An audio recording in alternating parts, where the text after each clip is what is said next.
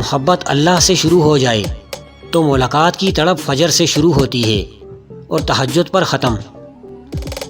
تہجد بہت طاقتور عبادت ہے کیونکہ یہ ثواب یا گناہ کے خوف سے عاری ہے۔ تہجد تک انسان تب پہنچتا ہے جب ساری حسرتیں دل کا ساتھ چھوڑ دیتی ہیں۔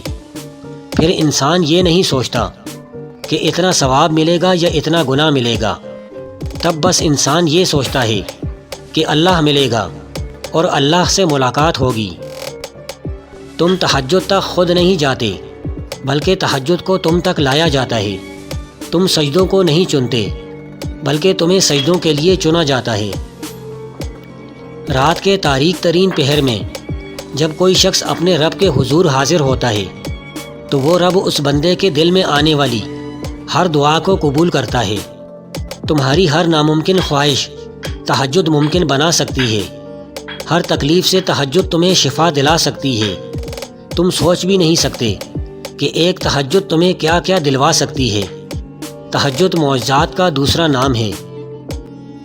تہجد کی توفیق مل جانا ہی اور اس میں مانگی جانے والی دعا قبولیت کی نشانی ہے۔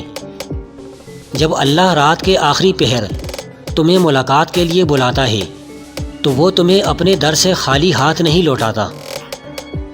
تہجد کی نماز تک پہنچ جاؤ تو سمجھ لینا اللہ نے اپنے قریب کر لیا ہے۔